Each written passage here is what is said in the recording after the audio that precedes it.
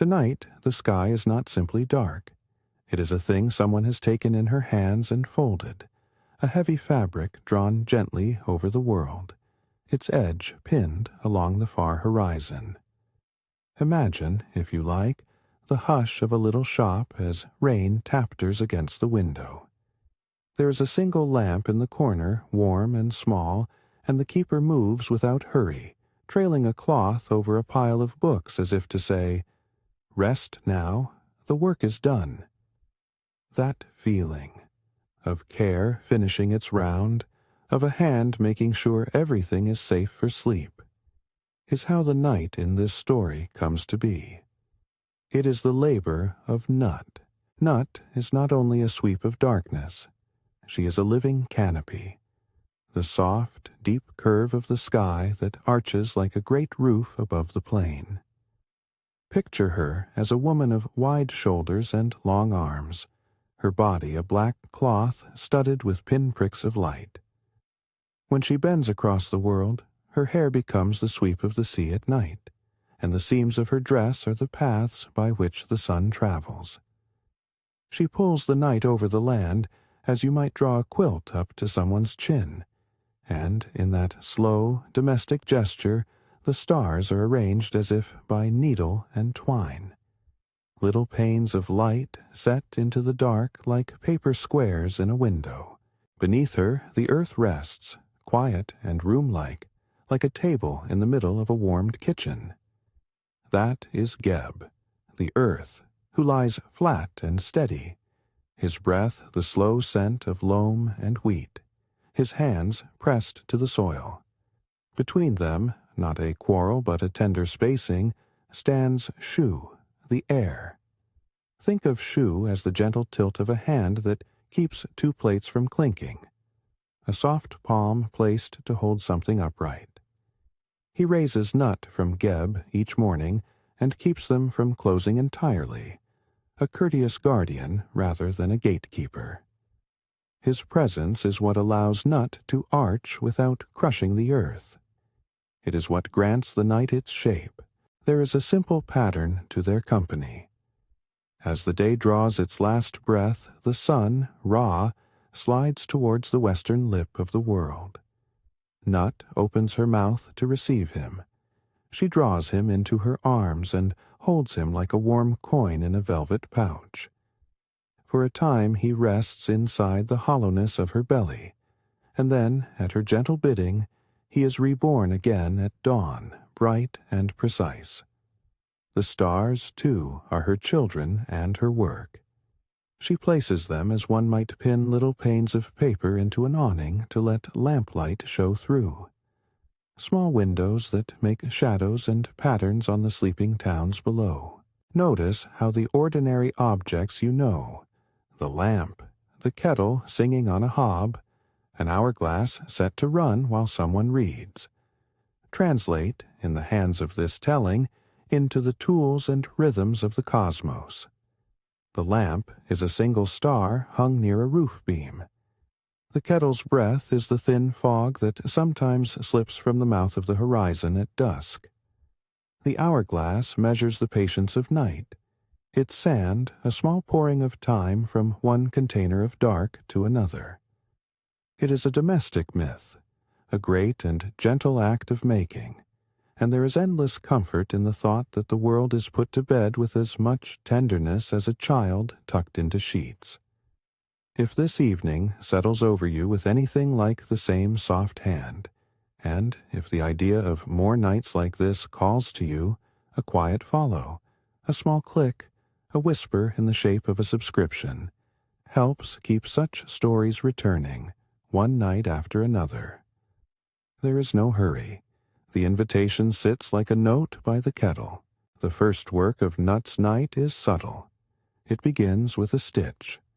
Think of a seamstress bending to mend a sail. She draws the edges together, threads a thick needle, and passes it through once, twice, until the fabric lies even and taut. For Nut, the needle is her own long gaze.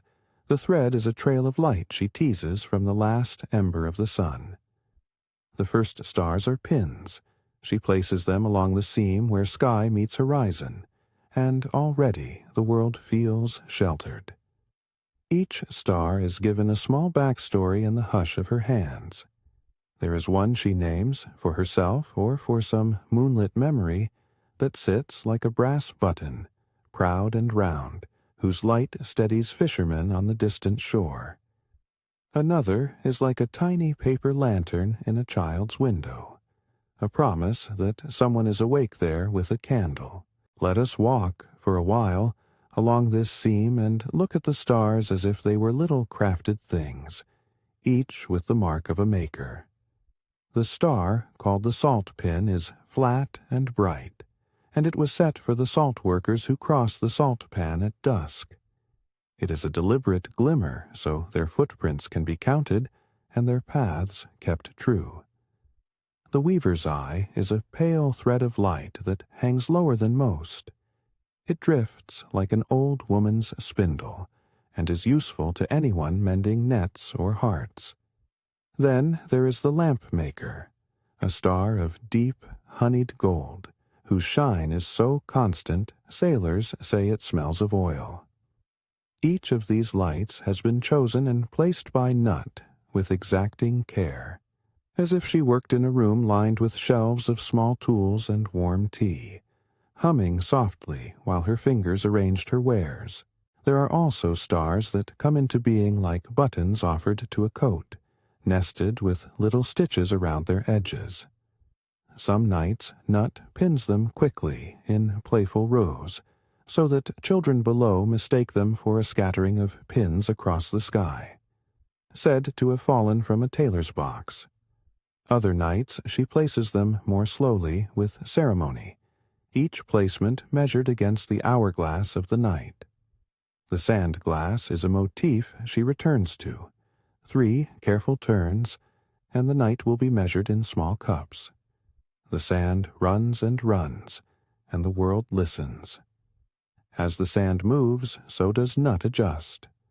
A star leaned left, another eased right, a seam tightened. The hourglass communes with the lamp and the kettle. The small rituals of the household reflect the patient rhythm of the heavens. In the workshop of the night there are apprentices. They are not bustling tradesmen with loud voices, but wind children and little lights, close in size to a human thumb, who practice the work of mending on scraps of cloud. Shu, who holds the space between sky and earth, supervises them as one might supervise learners sweeping a floor. He instructs softly. Do not pull too tight. Let the breadth of the fabric breathe. And he patters about like someone checking to see whether the kettle has boiled. Many of these helpers are named only by what they learn to do. One is the binder, who fastens the moon's thin crescent to its ridge. Another learns to string a row of small stars, and is known as the thrum. They come and go through the folds of Nut's skirt, carrying little lamps like thimbles, threading tiny cords into the fabric so that when the wind passes overhead, it sings a tunic melody. A quiet story passes between 2 such apprentices one night as they sit upon a cloud folded like linen. "Shall I make this one saffron or moss?" asks one, holding a bead of light. The other, who has been taught to count breaths as part of the craft, replies, "Saffron for the travelers, moss for the shepherds. The color must match the hands it will comfort." They laugh, a sound like bells wrapped in wool, and their laughter becomes a faint glimmer in the sky that some folk far below mistake for a meteor. These little vignettes are the soul of the workshop, small, exacting, passed down with a hand on a shoulder and a quiet reprimand when a line is drawn too taut. The making of night, in this telling, is apprenticeship rather than proclamation. One particular night, a stretch in which the rain is steady enough to be a curtain, Nut finds her work slowed by the weight of stories. She takes her time with a constellation that, for a while, she calls the Lantern Mothers. a scattering of lights arranged like a small cluster of paper windows in a kitchen wall. Each light in that cluster she treats as if it were a pane of translucent paper, folded and glued at the edges, a tiny frame allowing the interior warmth to reach the street.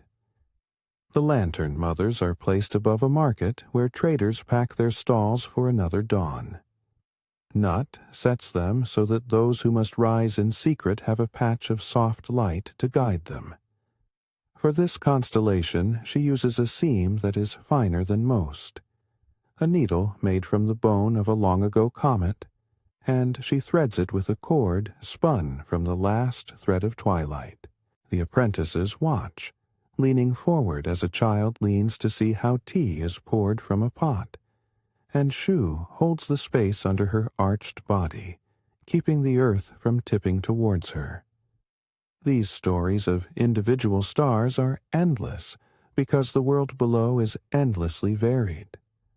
A fisherman in a harbor knows the navigation light placed for his canoe and will tell his neighbor that there is a star that remembers the names of nets. A potter will swear by a pale, greenish light that hangs above the kiln and softens the clay. In towns where windows are small and papered, people may call the stars paper panes, little squares of borrowed light pressed into the sky so the house below can sleep with a glow. The phrase catches. Parents use it when coaxing children at bedtime. "Look up, there's a paper pane for you," they say, and the child imagines a window in the roof of the world just for their room. There is an artistry in how Nut arranges those panes. Sometimes she sets them in rows that form constellations, a long line to lead travelers, a cluster for storytellers to point at when they tell of cunning foxes or distant mountains. Other times she scatters them playfully, as if to remind the ground below that the heavens also hold an imagination. And always, beneath it all, Shu's steady hand and Geb's broad presence keep the whole composition from sliding into disarray. There is a domestic geometry to this cosmos, the apron of the sky, the table of the land, the breath between them that prevents clatter.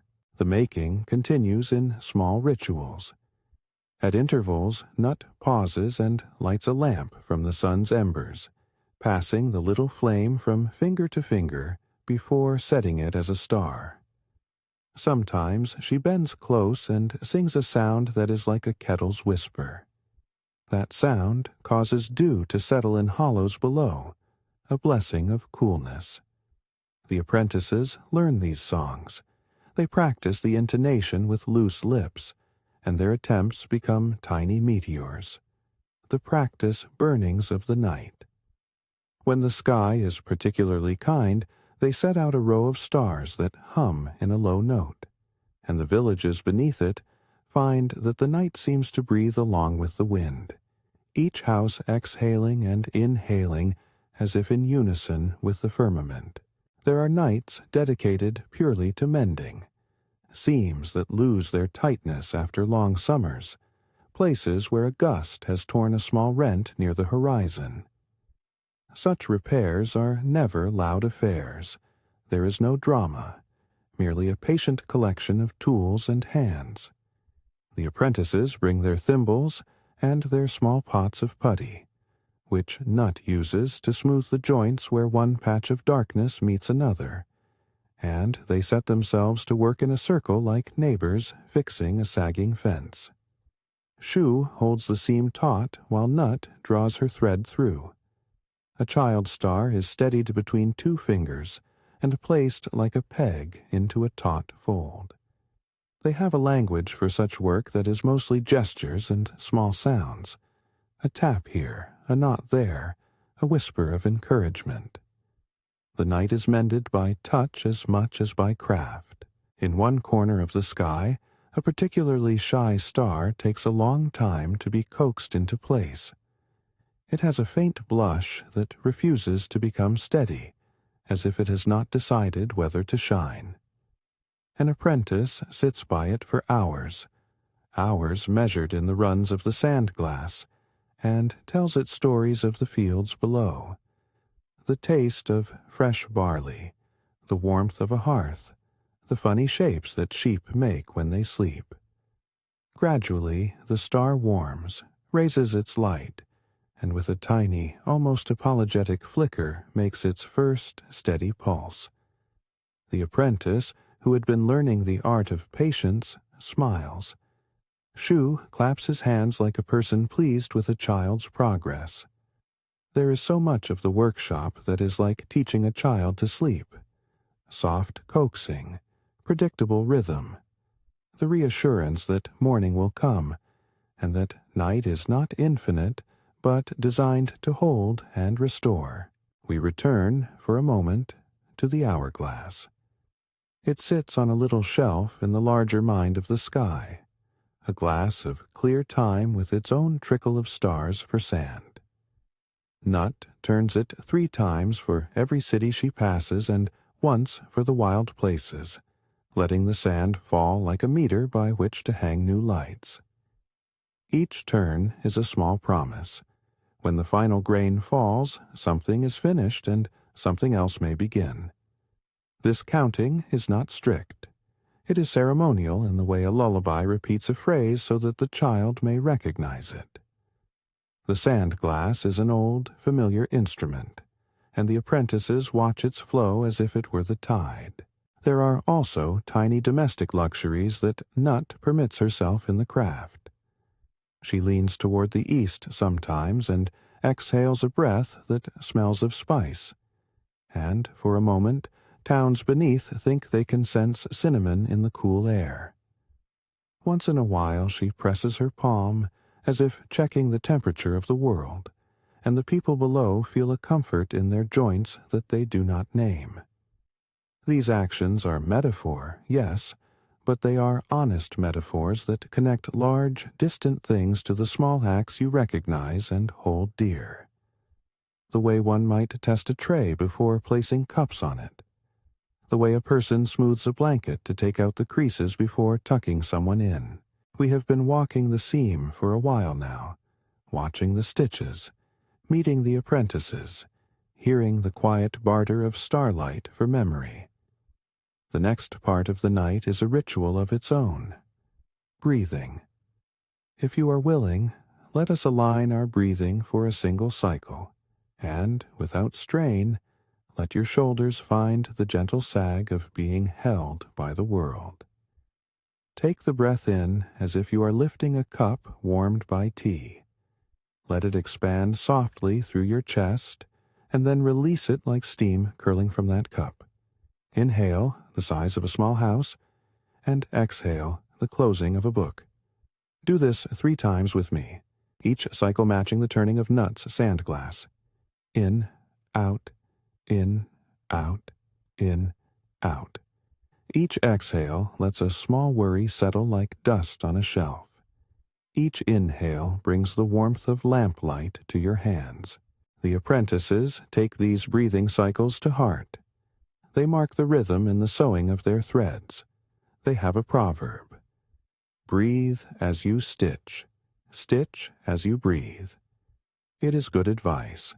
The rhythm keeps the seam even.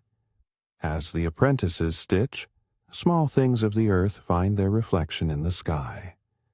The kettle's tiny sigh is a cluster of distant stars that inhale and exhale in a faint rhythm, and the lamplight of a street is reflected in a single bright star that winks at the passing baker dropping his keys. Such correspondences are a comfort to those who sleep. They allow the mind to find pattern. There are quiet dialogues to be overheard if you tilt your ear toward the roof of the world. A gale once asked a star whether it would rather be a spear of light or a soft lantern.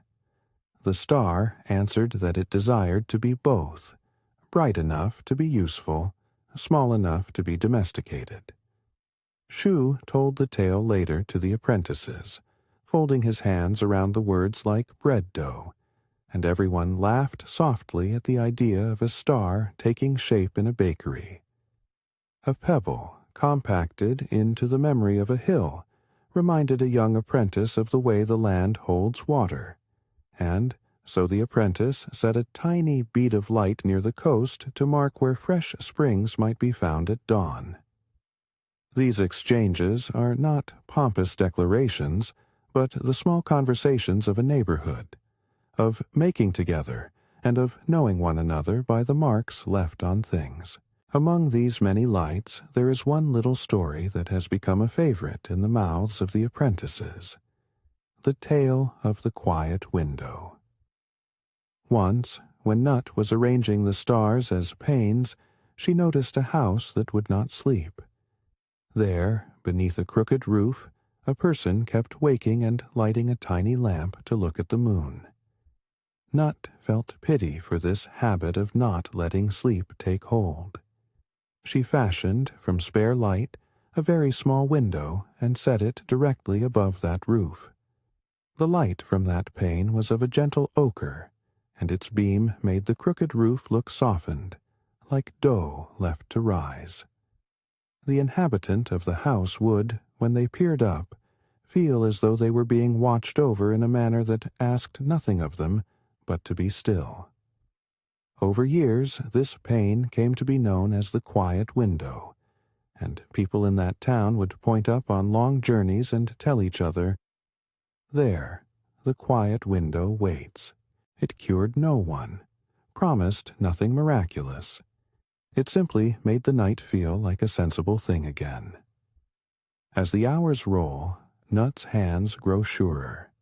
She moves with an ease acquired from countless nights. A stitch here, a knot there, the placement of a lamp that will be remembered as if someone had tucked a note into a pillow. Yet even the experienced need help.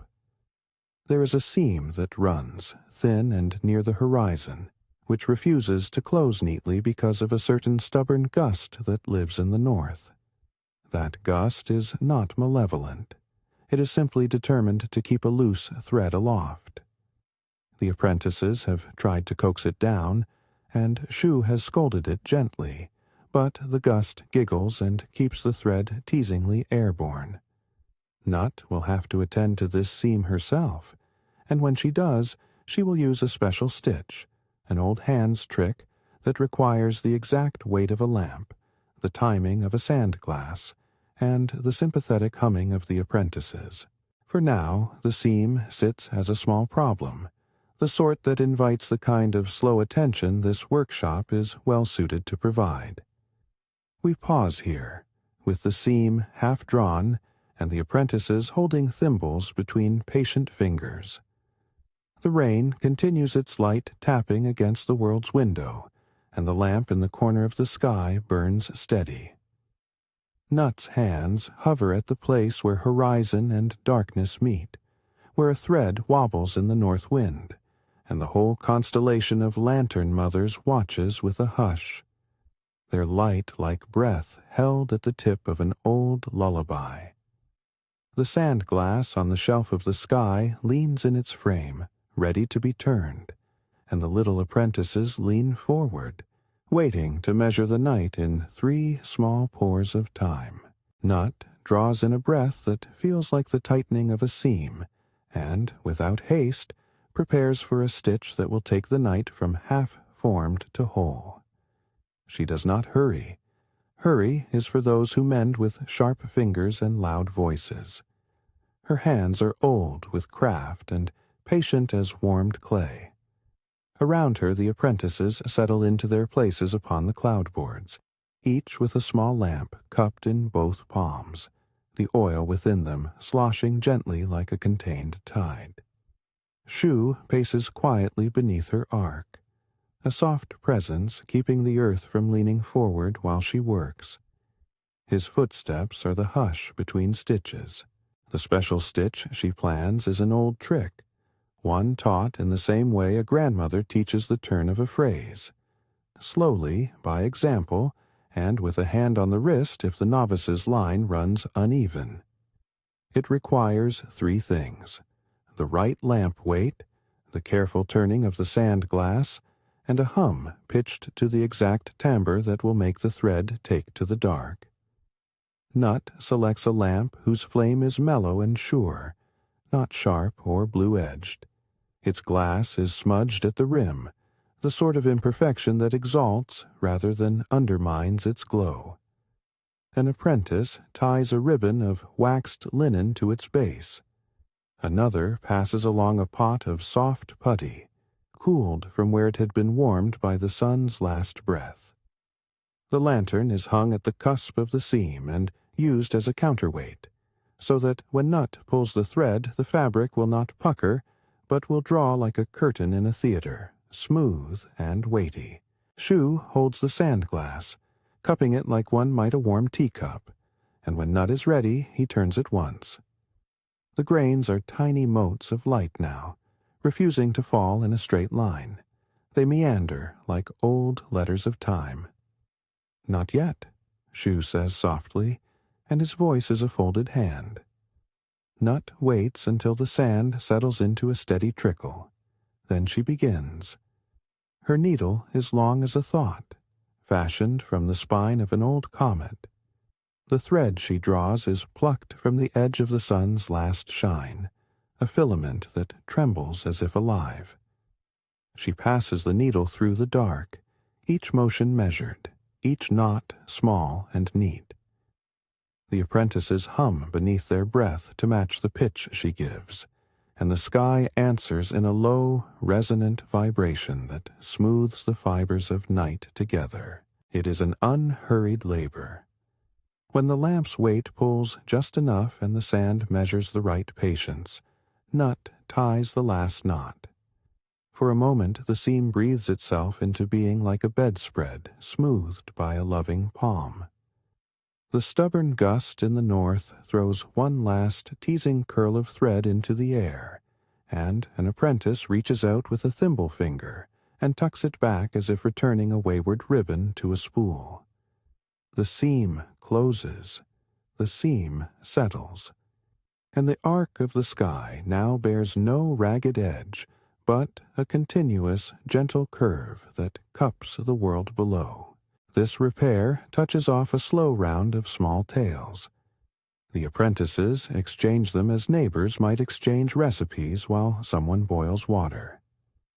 One recounts the making of a narrow constellation called the Shoemaker's Row, a neat line of 5 small, steady stars set to help those walking after sunset find the grooves of the old road. Another tells how the green lamp came to hang above a particular glade, its faint, nurturing light placed there because an old woman once left bread out for foxes and the glade had kept its watchfulness ever since. These stories are neither grand nor renown-seeking. They are the sort that grease the hinges of community, small truths that let the night be less strange and more like a domestic room. It helps, in times like these, to name the lights. Names in this workshop are not an act of possession, but a way to remember the care given. There is the harbor button, the steady needle of gold that fishermen say remembers the sound of oars. There is the potter's thumb, a soft blush of light that hangs above a kiln and cools the clay's temper by its patient presence. The thresher's spark, that quick, sharp dot helpful for counting bundles in the dark. The milkmaid's lace, a scattering of tiny, dependable points that make a soft pattern over pastures, where those who tend cattle may leave guidance for one another. Each carries the mark of one who has been thought of while it was made. A place, a hand, a small trust. Above the town of low chimneys and papered windows, Nut works a patch for the lantern mother's constellation anew, deliberate and precise. This patching is not merely technical. It is ceremonial in the way you might smooth a quilt before resting a child's head. She takes a square of soft dusk, folds it like a letter, and sets 4 stars in its corners. The apprentices pass along the lamp while Shu sings, his voice a ripple rather than a note, encouraging the thread to lie flat without strangling the breadth of heaven. One of the young ones asks a question that hangs in the air like steam.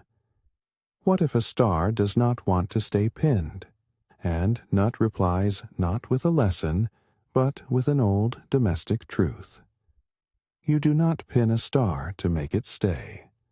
You show it a place to be cherished and wait for it to settle. The star sees the kindness and chooses. There are episodes of practice that take the shape of small ritual tests. An apprentice is given a tiny, fragile filament, the sort of bright that will mark the place where two rivers meet, and is told to try 100 seams around a scrap until his hand learns to keep tension true. He mistakes a stitch, and the thread puckers. He sighs. A more experienced hand takes his wrist and guides him, a patient correction with the same tenderness you might use to steady someone learning to pour tea without spilling. The young one tries again, and the stitch is true. Later, when the rivers are quietly lit, people below say the light looks like a finger laid to the map of the world, and the apprentice, who has since learned steadiness, will remember the lesson whenever he mends. In these hours, Nut finds room for small whims. She threads a scatter of stars in a playful spiral above a market square, so that traders closing their stalls get the sense of a small map laid out overhead, and, as they walk home with their ledger book marks, can remember the routes they took. She hangs a single, sympathetic light above an old bridge where a woman once sat for weeks sewing by moonlight. The light is a steady ochre that makes stitches look kinder. In the quiet moments, she leans close to the earth and listens for the reedy laughter of children in courtyards. When she hears it, she sets down a tiny bell of light that will ring faintly for those types of mornings when the dew is just beginning to think about melting. As these quiet exercises begin to accumulate, the world below rearranges itself to the new fabric. A baker in a coastal lane notices his rooftop now casts a small constellation-shaped shadow across the sail of his neighbor's boat, and thinks with gratitude that someone above has a sense of humor. A shepherd will climb a hill and, looking up, name the formation of stars that aligns with the gate to his favored pasture. It becomes easier to find passage in fog because the lights themselves take on the sense of domesticity. People begin to speak of the sky as though it were a quilt hung by an old aunt, threaded with patches that smell faintly of lavender, because memory lends scent to fabric. The apprentices continue to practice, and their learning becomes a map of small human gestures. One of them, who has a particular tenderness for children's fears, is set to create a handful of low, patient lights just above a cluster of single-room homes. These lights are the size of thimble cups. They are deliberately dim, a muted honey, so that any child who wakes sees a kind, watchful pain, rather than a bright, questioning eye. The apprentice sits for hours placing them, and whilst he works he tells each light the sort of lullaby his own mother used when he could not sleep. A simple rhyme that makes the light blink in a pattern that resembles a breathing child. Years later, people beneath that roof will speak of the little eyes that keep a slow vigil. No miracle is claimed, only reassurance. With the seam mended and the small projects established, there comes to the foreground a particular labor that will take Nut through the rest of the night. The finishing of the southern hem, a marginal flourish that will make the whole canopy hold like a lid. For this task, she requires not apprentices but a circle of old hands, those who have learned to marry care with the technical cunning that prevents puckers and wrinkles. They form a ring around the southern hem, each holding a different instrument. A curved needle for the delicate looping, a small pot of beeswax to dress the thread so it will glide. a scraper to lay the cloth smooth, and a spool of thread made from the last thread of twilight. Their tools are humble and well-loved. The spool is nicked in places, and the beeswax bears fingerprints like small moons. The ritual is a slow choreography. Nut sings as she works, a melody that is mostly vowel and slow consonant, the kind that loosens knots more than tugging on them. The circle hums with her, their voices forming the sympathetic vibration that makes the fibers of night settle into one another without friction. Lamps are set at certain intervals to serve as steady weights, not too bright, not too dim. Shu holds the breath of the sky between two fingers and taps the rhythm like a faint metronome, so that the stitches fall into place in time with a heartbeat rather than a march. The apprentices are taught, one by one, to lay a thread and then to let go. The lesson is not to control, but to provide a sure base. Halfway through the long seam, a subtle trouble appears, a patch of sky that refuses to take the dye of deep blue. It remains ashen and thin, as if a child had rubbed a thumb across it. Inspection reveals an old, buried memory, a place where a star once was taken down for grief and never returned, leaving the fabric of night thinned. It is delicate work to restore it. A blunt hand will tear it. Nut cannot bear to simply sew over it. Instead, she begins a tender weaving, reintroducing the timbre of laughter and a small, carefully kept light, a kind of memorial stitch. She draws in a sparkle that had been saved for such moments, a tiny lamp that smells for reasons that have to do with memory, faintly of orange rind. It takes patience. The apprentices sit with their hands folded and wait until the patch is ready to be joined with a seam that will not obscure what once was, but will support what might be again. The patch responds. The gray softens to a duskier tone and then, subtly, to a color that is a fall of ink on water. A star returns, blinking as if someone has just opened it. It is not bright at first, but grows, in the same way a person grows in courage, and when it steadies it carries with it the small smell of orange wood. The apprentices, who had been holding their breath, let it out in a collective, almost furtive exhale that sounds like wind through barley. Shu pats the sky as one might pat the shoulder of a child who has learned to stand. There is no triumphant fanfare, only a settling that gives the feeling of a great curtain finding its proper hang. With the southern hem secured and the tricky patch mended, the final work begins. A round of finishing touches that will take the hourglass of the night down to its last measured few pores. Nut takes the lamp that was smudged at the rim, now warmed by 100 careful hands, and lifts it to the center of the night. The apprentices form a small chorus and begin a slow chant, not of words, but of pitched hummings, each slightly different, creating a spectrum of sound that ripples through the dome. The rhythm is unmistakable. It follows the same threefold measure as the sand glass, the same pattern that has threaded the night since the start. The lamps are tilted as if toasting, their flames aligning like a set of small mutual nods, and the final stitch is drawn. It is a long sequence, almost ritual in its repetition, and Nut repeats the gesture 3 times. The lamp is set, the sand glass turned, the hum pitched. On the 3rd time, as the final grains fall, she draws the thread with just enough pressure to pull the entire canopy into a restful tautness. The stars tremble and then settle into their appointed places. The light that filters through them patterns the streets below, making shutters and chimneys into silhouettes softened by gold. In the lanes, people look up and think they see lace pinned to the air. Somewhere a child lifts their blanket and feels the world as a safe thing. Now the canopy is whole.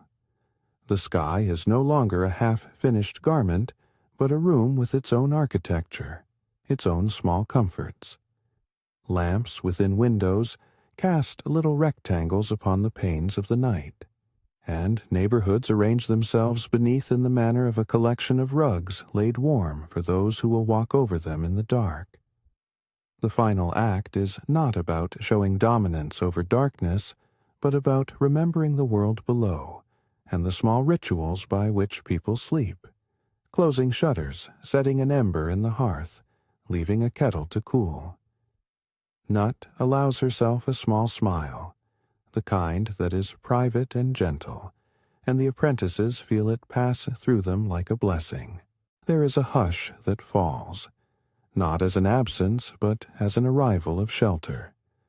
Below, in the town with its papered windows and lamplight, an old man tucks a letter into a drawer, and, for a moment, senses the sky's hand smoothing the paper flat. A mother leans into the doorway and watches her child breathe, and feels the night as a careful custodian rather than a stranger. A traveler on a lonely road looks up and finds the shoemaker's row guiding his feet like discreet lamp posts. None of these moments demand gratitude, and none expect song. They are quiet acknowledgments shared in a language of gentle things.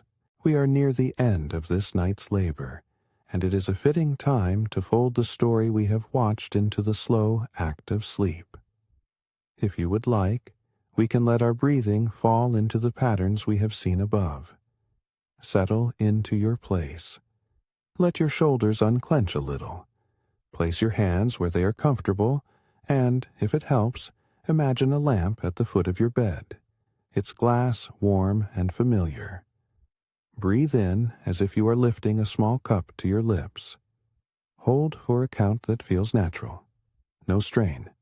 Now exhale as if you are letting a kettle sigh. Do that twice more. Inhale, warm. Exhale, release.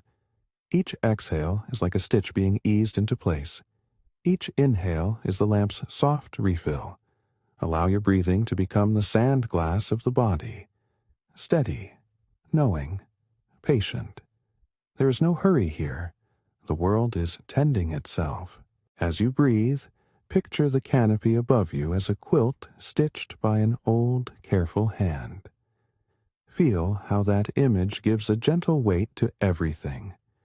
Not a pressing heaviness, but a hush that keeps things where they belong.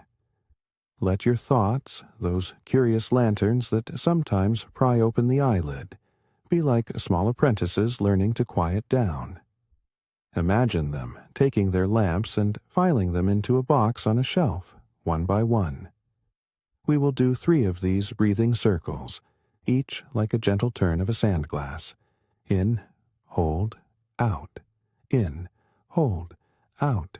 In, hold, out. With each cycle, imagine the seam between wakefulness and sleep drawing closed with a neat, unremarked stitch. There is no drama in the finality. There is only an appropriate coming together, as if the world itself is giving you permission to rest. While you are breathing, allow a few small images to pass, each a warm domestic thing reflected sky high. See a paper window, just one square, hung for your room alone. Imagine its glow bathing your pillow in ochre. Hear, faintly, the kettle's whisper translated into the soft exhalation of wind through the eaves. Remember the hourglass, and think of its sand as a private metronome, its fall steady and sure, indicating that nothing is being wasted and everything is being held. These images are not commands to dream of any single thing. They are props for a calm mind, little tools to fold you inward. If a worry rises, imagine it as a small patch of fabric that Nut had mended earlier. Perhaps the shy star that needed coaxing. Picture the apprentice who sat with that star, telling it stories until it found a reason to shine. Let that scene remind you that worries can be held kindly, attended to without panic, and placed somewhere safe. You are not required to resolve them now. You are only asked to let them be, and to breathe. The apprentices continue their nightly practices even as we breathe. Their work is a background hum, the sound of someone folding linens, lids closing softly, the occasional low murmur like a neighbor speaking a word of thanks. Their presence is a comfort rather than an imposition. Think of them as a line of small lamps carried slowly down a corridor, each light trimming the shadow, each step a little assurance. As the final grains of the sand glass fall in the sky's small shelves, Nut lays the last amenity into place. A quiet window for the place where your life intersects with others. She sets it so that when morning comes, it will be no sudden brightness but a slow warming. The sun's outline like a hand shaking a sleeve loose. Ra will, as has always been the tradition in these tales, slip from her belly and be born again in the east. The world will not be surprised, only gently greeted as a friend arrives at the door. That is the promise the night keeps. Temporary, intentional, kind. It is not a vow of miracles, but a guarantee of return. The same sun, the same patterns, the same opportunity to fold and to mend again. You may feel yourself drifting now. If you would like one more chair of slow imagery, imagine a small market at dawn beneath Nut's canopy. The traders are setting out their wares. The lamps have been banked. The hush of the night has left a sweetness like sugar in the air. A baker lifts a loaf and taps it. The sound is sure and small and carries through the street as if to say, everything was tended. The town exhales. The seam of the night holds. Sleep, in the language of this story, is an act of being cared for. Let that care be enough for you in this moment. There is no need for ideas to be neatly resolved. The craft of the night, its stitches, its lamps, its sand-glass turns, has already done what it is meant to do. Surrender to that care as you would a quilt worth 100 careful stitches. When, in the morning, the sun finds its way out of Nut's opening, and Ra steps into the world, it will be as it has always been. A bright, practical business of light, nothing theatrical. The sky will fold back to its daily guise, and the stitches will remain as quiet reminders that someone mended the dark and set the lights with kind intention. In the meantime, sleep. Let your breath become the sand's fall, and let the lamp at the foot of your bed be as steady as any star that Nut has placed. If you have found this evening's making gentle and would like more nights threaded in the same way, a quiet follow will ensure such stories keep their place on the shelf. No hurry, no fuss, just a small, useful gesture, like leaving a kettle on to cool. The sky takes a final look from her arch, smoothing one last imaginary crease as if tucking a stray hair behind her ear. She rests a palm upon the world as she always has done, not to own it, nor to command it, but to keep it from rolling like a lazy ball in sleep. The apprentices file away their lamps and pass a final gentle hum into the dark. Shu, his duty completed for now, breathes a soft exhalation that moves like a curtain across the face of a window. Go now. Sleep under that stitched canopy. Let the lamp panes hold their gentle patterns against your eyelids if you like. Let the image of Nut, of a careful, grandmotherly presence who pins and hums and keeps watch, be the last thought you let come, and then go. There is a morning promised not as an oath, but as an ordinary event, as dependable as bread rising, as certain as the turning of a page in a well-loved book. Rest. And when you wake, the world will be waiting, stitched, warmed, and quietly ready.